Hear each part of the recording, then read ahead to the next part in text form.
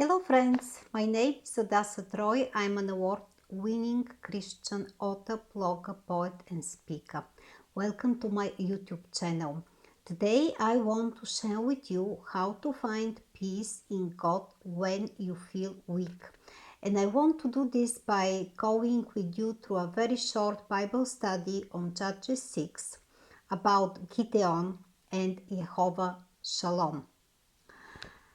So I think that most of us have adopted the wrong idea that we can have peace when everything runs smoothly, when life is harmonious, when our circumstances are favorable.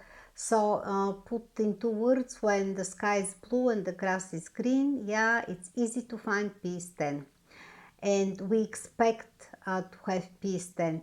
But what happens when our world is falling apart, when things are falling apart, when our hearts are troubled, and when we feel weak? How can we find peace then? This is the question, and that's why I want to talk today about how to find peace in God when you feel weak. As human beings, we are really fragile, and every little thing brings us into a state of anxiety and distress. But the Lord has put a very powerful longing in our hearts, and this is the longing for peace. The Hebrew word for peace, perhaps you know it, is shalom, and this word encompasses a lot of meanings.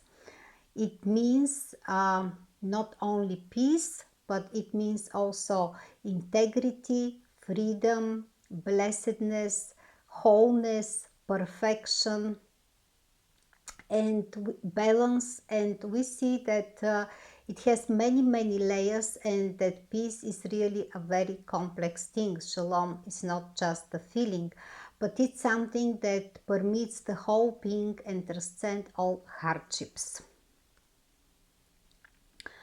So God has placed this longing in our hearts, and He is the only one that can satisfy this longing.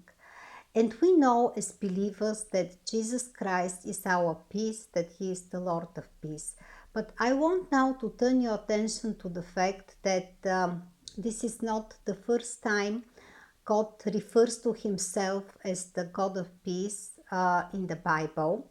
Actually, He appears for the first time with this name in Judges 6, where we find Gideon, and we learn about his encounter with an angel. Therefore, first time we meet God as Jehovah Shalom, or the Lord is peace, or God's peace. And let's now concentrate on this chapter and learn actually 4 lessons from Gideon and Jehovah Shalom that can help us find us peace when we feel weak. So let's start at the beginning. I want to read a verse for you. So Israel became poverty-stricken because of Midian, and the Israelites cried out to the Lord. This is verse 6.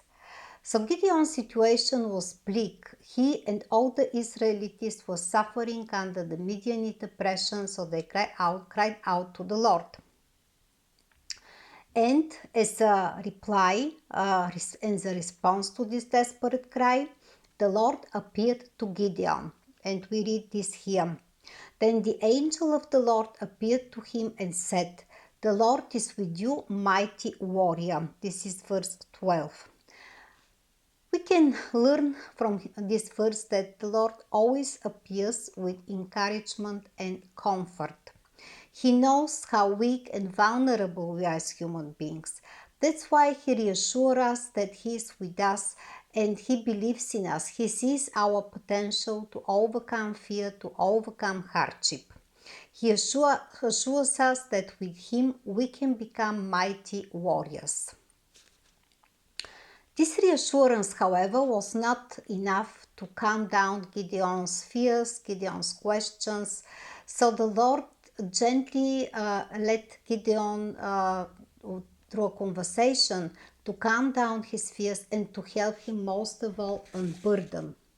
I want to read the verses to you. He said to him, Please, Lord, so Gideon said, please, Lord, how can I deliver Israel? Look, my family is the weakest in Manasseh, and I am the younger in my father's house. But I am with you, I will be with you, the Lord said to him. You will strike Midian down if it were one man. These are verses 15 and 16. So the Lord invites us to unburden in His presence, to unburden with all our fears, insecurities, questions, doubts. He gently keeps us reassuring that He is with us always. And actually this helps us to be brave and to face courageously our struggles and find peace. The next thing Gideon did was to worship the Lord and to surrender. He worshipped the Lord by offering a sacrifice of unleavened bread and meat. Here is the verse. The angel of the Lord extended the tip of the staff that was in his hand and touched the meat and the unleavened bread. Fire came up from the rock and consumed the meat and the unleavened bread. Then the angel of the Lord vanished from the sight. This is verse 21. So surrendering to the Lord and worshipping the Lord are actually the proper ways that we can take and the proper steps that we can take after and when our hearts are troubled. Bringing our troubles to the Lord, surrendering our ways to Him is really the path to peace.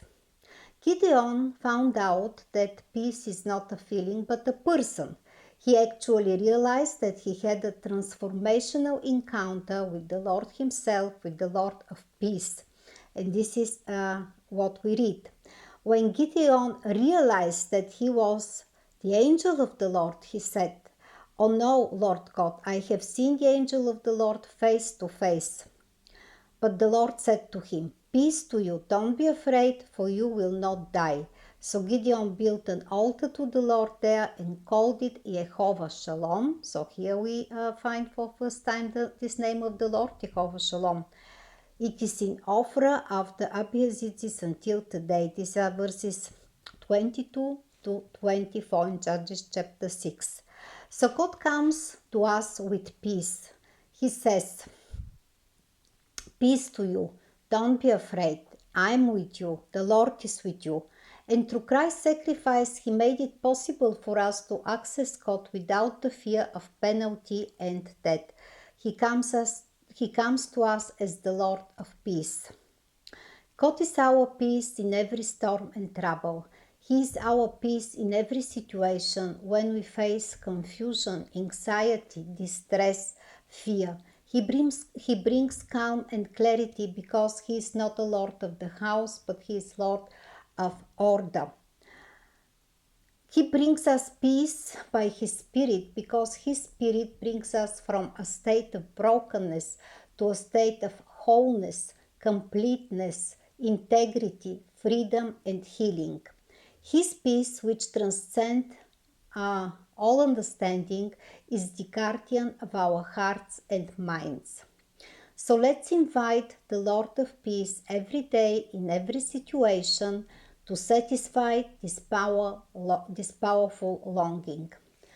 I hope that this was helpful for you and can help you find peace when you feel weak. This example and these lessons from Gideon and his meeting with Jehovah Shalom. So if you have found this helpful, please like, comment and share. And if you haven't subscribed to my YouTube channel, I would be very happy if you do so. And at the end, I just want to remind you to check out my book, Draw Near, How Painful Experiences Become the Birthplace of Blessings. In this book, you will find ways how to draw near to God when you are in pain, when you suffer, and you will see that the painful experiences can be catalysts for growth and a pathway to renewal.